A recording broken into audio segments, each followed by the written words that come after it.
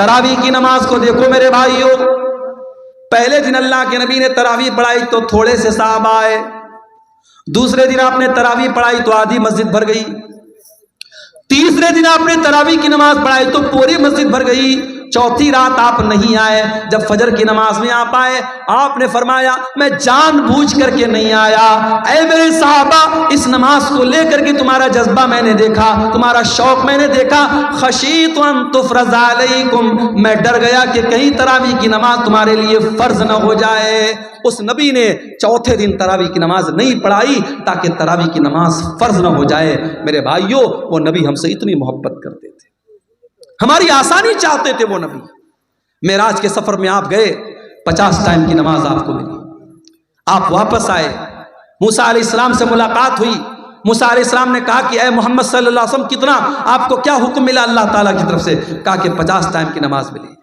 کہا کہ آپ کی امت نہیں پڑھ پائے گی، میں نے بنی اسرائیل کو آزمایا ہے، میں نے تجربہ کیا ہے، بنی اسرائیل کو میں نے بہت آزمایا ہے، آپ کی امت 50 ٹائم کی نماز نہیں پڑھ پائے گی، آپ جائیے اپنے رب سے کم کروائیے۔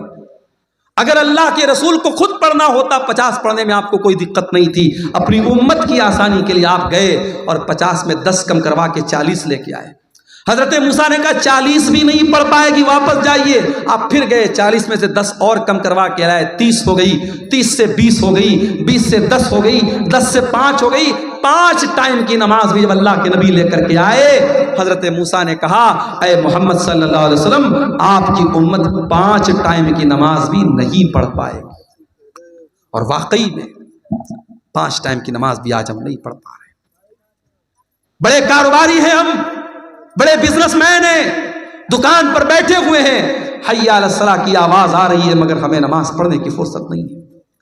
رات کو 2-2 بجے تک ہمارے نوجوان موبائل پہ لگے ہوئے ہیں، اور فجر کے ٹائم 5 ساڑھے 5 بجے جب فجر کی اذان ہو رہی ہے اور مؤذن کہہ رہا ہے الصلاۃ خیر من النوم، نماز نیند سے بہتر ہے۔ 2 بجے تک 3 بجے تک رات میں جاگنے والا مسلمان فجر کی نماز میں سویا ہوا ہے۔ میرے پیارے بھائیوں موسیٰ علیہ السلام کو کتنا بہترین تجربہ تھا اپنی قوم کا، انہوں نے کہا آپ کی امت 5 ٹائم کی نماز بھی نہیں پڑھ پائے۔ معاف کرنا میرے بھائیوں، آپ کا بزنس اور آپ کا کاروبار نماز سے بڑا نہیں ہے، آپ کاروبار بھی کیجئے، آپ بزنس بھی کیجئے، لیکن نماز اپنے ٹائم پر پڑھیے۔ اللہ قرآن میں کہتا ہے رجال لا تلہیہم تجارت ولا بیع عن ذکر اللہ واقام الصلاۃ، میرے نیک بندے وہ ہیں، میرے مومن بندے وہ ہیں، ان کا کاروبار، ان کا بزنس، ان کی تجارت ان کو نماز سے غافل نہیں کرتا ہے۔ وہ کاروبار بھی کرتے ہیں، وہ بزنس بھی کرتے ہیں، اور نماز کا ٹائم ہوتا ہے تو نماز پڑھتے ہیں۔ یخافون یوما تتقلب فیہ القلوب والابصار، وہ قیامت کے دن سے ڈرتے ہیں، وہ اللہ کے عذاب سے ڈرتے ہیں، وہ پابندی سے نماز پڑھتے ہیں۔ نماز کے سلسلے میں آپ کوئی ڈھیلائی مت کیجیے میرے بھائی۔ سعودی عرب کا ایک واقعہ ایک عالم نے لکھا وہاں کے کہ ایک مرتبہ میں فلائٹ میں سفر کر رہا تھا اور میرے ساتھ ایک فوج کا ریٹائر کرنل تھا جو پہلے فوج میں کام کرتا تھا، میرے ساتھ وہ بیٹھا تھا۔ کہتے میں نے فلائٹ میں سفر کیا، فلائٹ سے ہم لوگ اترے، ایئرپورٹ پر کافی دیر تک ہم بیٹھے تھے، دوسری فلائٹ کا انتظار کر رہے تھے۔ میں نے ایک بات نوٹس کی کہ تھوڑی دیر پر وہ انسان کسی کو فون کرتا ہے اور کہتا ہے کہ بیٹا آپ نے نماز پڑھ لیا؟ بار بار ظہر کا ٹائم آیا بیٹے سے پوچھ رہا ہے نماز پڑھ لیا، عصر کا ٹائم آیا بیٹا پوچھ رہا ہے نماز پڑھ لیا۔ میں نے پوچھا یہ کس سے آپ بار بار پوچھ رہے ہیں؟ فوج کا ریٹائر کرنل تھا سعودی عرب کا، اس نے اس مولانا کو جواب دیا کہ ہاں یہ میں اپنے بیٹے کو کال کرتا ہوں، اور میں ہر نماز کے ٹائم میرا معمول ہے اپنے بیٹے کو کال کر کے پوچھتا ہوں کہ تو نے نماز پڑھی کہ نہیں پڑھی۔ تربیت اس کو کہتے ہیں میرے بھائی، اپنے بچوں کو اچھا کھلا دینا، اچھا پہنا دینا، اچھے اسکول میں ایڈمیشن کرا دینا، ان کے گھر بنا دینا، ان کے لیے LIC لے لینا، ان کے لیے بینک بیلنس بنا دینا۔ معاف کرنا تربیت یہی نہیں ہے، تربیت یہ بھی ہے کہ آپ اپنے بچوں کی آخرت کی فکر کریں، اپنے بچوں کی نماز کی فکر کریں۔ اسی لیے اللہ قرآن میں کہتا ہے وَأْمُرْ أَهْلَكَ بِالصَّلَاةِ وَاسْتَبِرْ عَلَيْهَا، خود بھی نماز کی پابندی کرو اور اپنے بچوں کو نماز کا پابند بناؤ۔ اللہ کے نبی فرماتے ہیں مروا اولادکم بالصلاۃ وهم ابناء 7 سنین، جب تمہارے بچے 7 سال کے ہو جائیں ان کو نماز کا حکم دو، واضربوہم علیہا، اور جب 10 سال کے ہو جائیں اور نماز نہ پڑھے تو ان کی پٹائی کرو۔ اچھا 7 سال کے بچے کو پیٹنے کا حکم نہیں دیا اللہ کے نبی؟ ہمارے یہاں 6 سال کے بچے اسکول جاتے ہیں، سردی کے موسم میں 5 بجے اسکول کی وین آتی ہے، ماں زبردستی، بچہ آنکھ مل رہا ہے، اس کی نیند ابھی لگ رہی ہے، ماں تیار کرتی ہے، ڈریس پہناتی ہے، اسکول کا بیگ دیتی ہے، زبردستی اس کو وین میں بٹھاتی ہے۔ میرے بھائیوں یہ سسٹم صحیح نہیں ہے۔ 7 سال تک تو چائنا میں اور جاپان میں آپ دیکھ لیں، 7 سال تک کے بچوں کو تو ایسے ہی کھیل کھیل میں پڑھایا جاتا ہے، بچوں کو مارا نہیں جاتا، بچوں کو پیٹا نہیں جاتا۔ یہ سبق دیا تھا جناب محمد رسول اللہ صلی اللہ علیہ وسلم نے۔ 7 سال کا بچہ ہے، پیار سے سمجھاؤ، محبت سے سمجھاؤ۔ ہاں 10 سال کا ہو گیا، اب اس کے بستر الگ کر دو۔ 10 سال کا لڑکا ہو گیا، 10 سال کی لڑکی ہو گئی، ایک بستر پہ مت سلاؤ۔ 2 لڑکے ہیں، ایک بستر پہ مت سلاؤ، بستر الگ کر دو، چادر الگ کر دو، کمبل الگ کر دو۔ ہمیں بڑی حیرت ہو رہی ہے صاحب، 10 سال کا لڑکا ہو گیا تو کیا ہو گیا، ہم بستر کیوں الگ کر دیں؟ اسلام وہاں سے شروع ہوتا ہے جہاں سے آپ کے سوچنے کی سرحدیں ختم ہو جاتی ہیں، اسلام وہاں سے شروع ہوتا ہے میرے بھائی۔ 10 سال کا لڑکا جو ہوتا ہے سمجھدار ہونے لگتا ہے، اس کے اندر فزیکل چینجز آنے لگتے ہیں۔ 10 سال کی لڑکی اب دھیرے دھیرے بالغ ہو رہی ہے۔ اسلام نے کتنا پاکیزہ مذہب ہے، 10 سال کا لڑکا یا لڑکی ہو جائے، اسلام کہتا بستر الگ کر دو، تاکہ اب وہ جوانی کی طرف جب بڑھیں تو ان کے دل میں کوئی غلط خیال نہ آئے، اور ایک بستر پہ اگر سوئیں گے تو ان کے دل میں غلط خیالات پنپ سکتے ہیں۔ اسلام نے بستر کو الگ کرنے کا حکم دیا، اور اللہ کے نبی نے کہا 10 سال کا بچہ ہو جائے اور نماز نہ پڑھے تو اس کی پٹائی کرو۔ ہمیں وہ نبی ملے ہیں میرے بھائی، وہ نبی ملے ہیں جو ہم سے اتنی محبت کرتے ہیں، ہمیں ایسی شریعت دے کر کے گئے، ایسا دین دے کر کے گئے، اس دین میں قدم قدم پر ہمارے لیے آسانی ہے میرے بھائی۔ ابھی ہم نے دیکھا دلی کے اندر جو واقعہ ہوا کہ سڑک پر لوگ نماز پڑھ رہے ہیں اور پولیس والے نے اپنے جوتے سے نمازی کو مارا، ہمیں بڑا غصہ آیا، بڑا جلال آیا، مگر ہم یہاں پر ایک بات یہ بھی کہیں گے، یہ اسلام کی تعلیم نہیں ہے کہ آپ پبلک پلیس میں نماز پڑھیں۔ اگر آپ کی نمازی زیادہ ہو رہے ہیں، جمعہ میں 2 جماعت آپ کر لیں، عید میں 2 جماعت کر لیں، سڑک پہ آپ نماز نہ پڑھیں۔ ہم اپنے مسلمان بھائیوں کو یہ سمجھائیں گے کہ آپ کا سڑک پر نماز پڑھنا صحیح نہیں ہے، لیکن ہم ساتھ میں اپنے سرکار سے، حکومت سے یہ بھی کہیں گے کہ یہ بھارت میں قانون ایک ہونا چاہیے، 2 طریقے کا قانون نہیں ہونا چاہیے۔ کسی مذہب کے تہوار تو کھلے عام سڑکوں پر منائے جائیں اور تہوار منانے والوں پر پھولوں کی بارش کی جائے، اور دوسرے مذہب کا مسلمان اگر ہفتہ میں جمعہ کی ایک نماز پڑھ لے تو آپ کا پولیس والا اسے جوتوں سے مار رہا ہے۔ یہ 2 طریقے کے قانون نہیں چلیں گے میرے بھائی۔ اور اگر مان لو حالات کبھی دنیا میں ایسے آ جائیں، ساری مسجدیں ختم ہو جائیں اور سارے جتنی اللہ کی مسجدیں ہیں ساری مسجدوں کو لوگ ڈھا دیں، گرا دیں، تب بھی معاف کرنا نماز بند ہونے والی نہیں ہے۔ اس لیے کہ اللہ کے نبی فرماتے ہیں 6 چیزیں اللہ تعالیٰ نے مجھ کو ایسی دی ہے جو کسی اور نبی کو نہیں دی گئی۔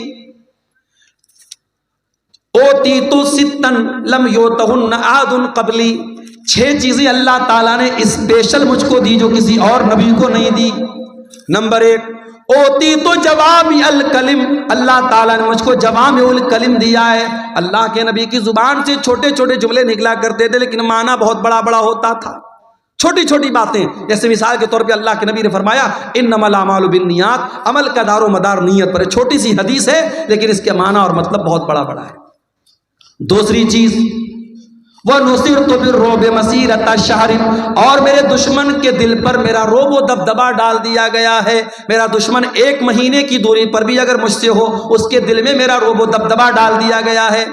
تیسری چیز وَجُعِلَتْ لِيَ الْأَرْضُ مَسْجِدًا وَطَهُورًا، اور ساری کی ساری زمین میرے لیے مسجد بنا دی گئی ہے۔ مسلمان نماز پڑھنے کے لیے مسجد کا محتاج نہیں ہے، کہیں پر بھی جنگل میں چلا جائے، پہاڑ پہ چلا جائے، دنیا کے کسی بھی کونے میں چلا جائے، نماز کا ٹائم ہو گیا، نماز وہ کہیں پر بھی پڑھ سکتا ہے۔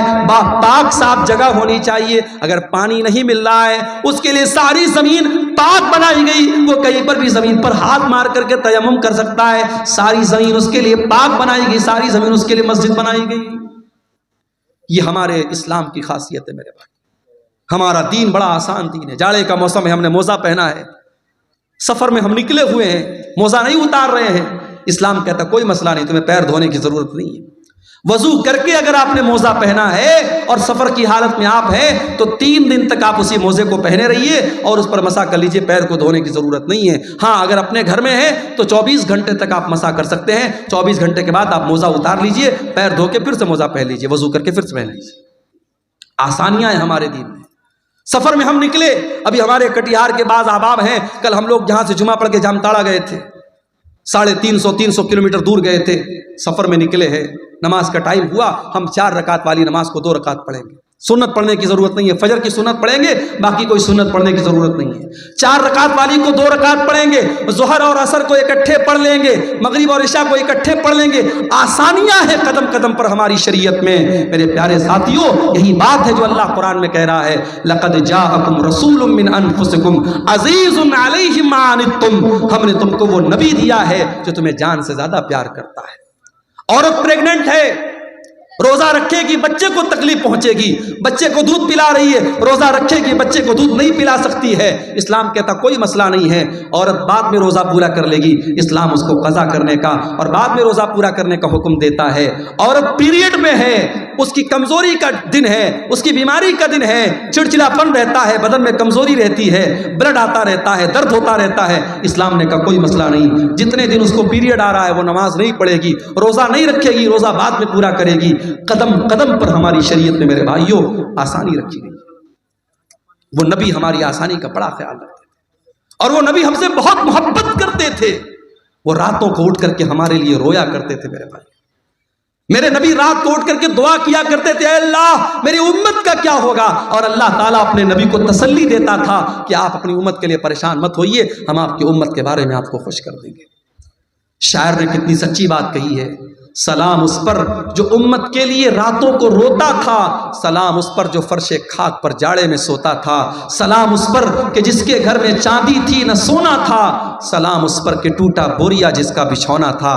میرے پیارے بھائیوں، اس نبی سے ہمیں واقعی میں سچی محبت کرنی چاہیے، اس نبی سے واقعی میں سچی محبت کرنی چاہیے، اور وہ نبی صرف دنیا میں ہمارے کام نہیں آ رہے ہیں بلکہ آخرت میں بھی ہمارے کام آئیں گے۔ اللہ کے نبی فرماتے ہیں انا سید ولد آدم یوم القیامہ، قیامت کے دن سارے آدم کی اولاد کا سردار میں رہوں گا، وَأَوَّلُ مَن يَنشَقُّ عَنْهُ الْقَبْرُ، اور قیامت کے دن سب سے پہلے میری قبر پھٹے گی، وَأَوَّلُ الشَّافِعِينَ، اور قیامت کے دن جب سارے نبی اپنا پلہ جھاڑ لیں گے اور کہہ دیں گے میں آج کسی کی سفارش نہیں کر سکتا، تو سب سے پہلے میں سفارش کروں گا اور سب سے پہلے میری سفارش قبول کی جائے گی، وہ نبی قیامت کے دن بھی ہمارے کام آئیں گے۔ شاعر کہتا ہے بروز قیامت بجز نفسی نفسی کسے یاد آئے گی اسلم کسی کی، بروز قیامت بجز نفسی نفسی کسے یاد آئے گی اسلم کسی کی، نہ بھولیں گے جس کو نبی مکرم وہ امت نہیں ہے تو پھر اور کیا ہے، زباں پر ہے نعت نبی مکرم یہ الفت نہیں ہے تو پھر اور کیا ہے۔ وہ نبی ہم سے بڑی محبت کرتے تھے میرے بھائی۔ اللہ کے نبی فرماتے ہیں کہ اللہ تعالیٰ نے ہر نبی کو ایک دعا ایسی دی جس کے قبول کرنے کی گارنٹی لے لی، اور ہر نبی نے اپنی اس دعا کو دنیا میں مانگ لیا۔ اللہ کے نبی فرماتے ہیں کہ میں نے اپنی دعا کو سنبھال کے رکھا ہے، سارے نبیوں نے اپنی دعا کو مانگ لیا لیکن میں نے اپنی دعا کو سنبھال کے رکھا ہے۔ کس کے لیے؟ اپنے لیے نہیں، اپنے پریوار کے لیے نہیں، اپنے بچوں کے لیے نہیں، شفاعۃ لامتی یوم القیامہ، میں قیامت کے دن اپنی امت کے لیے سفارش کروں گا، قیامت کے دن اپنی امت کے لیے اللہ سے گر گڑا کے معافی مانگوں گا۔ میرے پیارے ساتھیوں، اس نبی کی قدر کرو، اس نبی سے محبت کرو، اس نبی کی اتباع کرو، اس نبی کی اطاعت کرو۔ اور میرے بھائیوں، یہ ہمارے مولانا توحید صاحب نے ایک پرچی دی ہے، اس پہ کچھ سوالات ہیں، میں ان کو جواب دے کر کے میں بات ختم کروں گا کیونکہ ہمارے ایک بنگلہ مقرر بھی موجود ہے اور 3 بجنے والے ہیں۔ میں ان سوالوں کو مختصر طور پہ جواب دے کے بات ختم کرتا ہوں۔ ایک سوال آیا ہے، کیا عقیقہ کے جانور کے لیے دتا ہونا ضروری ہے؟ ضروری نہیں ہے، دتا ہو تو بہتر ہے، لیکن جانور عقیقہ کا جو ہے وہ دتا ہونا شرط نہیں ہے۔ اگر بچہ مرا ہوا پیدا ہو تو اس کا جنازہ پڑھیں گے یا نہیں، اس مسئلے میں علماء کا اختلاف ہے۔ علامہ البانی کی جو تحقیق ہے وہ یہ ہے کہ چونکہ بچہ جو ہوتا ہے 4 مہینے کا جب ہو جاتا ہے 120 دن کا، تو اس کے اندر روح ڈال دی جاتی ہے، ماں کے پیٹ میں بچہ جب 4 مہینے کا ہوتا ہے اس کے اندر روح ڈال دی جاتی ہے، اس لیے 4 مہینے کے بعد جب بھی وہ پیدا ہوگا، اگر وہ جنازہ پڑھنے، اگر وہ غسل دینے لائق ہوگا تو غسل دیں گے اور کفنائیں گے اور جنازہ بھی پڑھیں گے، اور یہی بات زیادہ مضبوط سمجھ میں آتی ہے دلیل کی روشنی میں، تو بہتر یہی کہ اس کا جنازہ پڑھیں گے۔ اگر کوئی نہیں پڑھتا ہے تو کوئی گناہ کی بات نہیں ہے، لیکن دلیل کی روشنی میں زیادہ مضبوط بات یہی ہے۔ کیا غیر مسلم کا روپیہ مسجد میں لگا سکتے ہیں؟ لگا سکتے ہیں، مگر ایک شرط ہے، اگر وہ غیر مسلم کوئی ایسا کاروبار کرتا ہے جو پورا کا پورا حرام کاروبار ہے تو وہ پیسہ پھر ہم مسجد میں نہیں لگائیں گے، اس کو منع کر دیں گے، بھائی تمہارا پیسہ ہم نہیں لے سکتے۔ لیکن ایسا بہت کم ہوتا ہے، غیر مسلموں کے یہاں بھی حلال بزنس بھی ہوتے ہیں، حرام بزنس بھی ہوتے ہیں، تو اگر مکس آمدنی ہے تو ہم وہ لے سکتے ہیں۔ اس کی دلیل کیا ہے؟ نبی کے دور میں مکہ کے کافروں نے اللہ کے گھر کو خانہ کعبہ کو بنایا تھا آپس میں چندہ کر کے، لیکن وہ لوگ بھی خانہ کعبہ کی بڑی عزت کرتے تھے تو انہوں نے حلال آمدنی سے ہی بنایا تھا۔ تو اللہ کے نبی نے جب خانہ کعبہ کو فتح کیا تو آپ نے خانہ کعبہ کو یہ کہہ کے گرا نہیں دیا کہ وہ ان کی آمدنی سے بنا ہے، ان کے چندے سے بنا ہے، آپ نے اس بلڈنگ کو برقرار رکھا۔ تو یہ عمل اس بات کی دلیل ہے کہ غیر مسلم کا چندہ بھی ہم لے سکتے ہیں، شرط یہ ہے کہ اس کی آمدنی ہے حلال آمدنی بھی شامل ہو۔ اگر مکمل حرام کی آمدنی ہے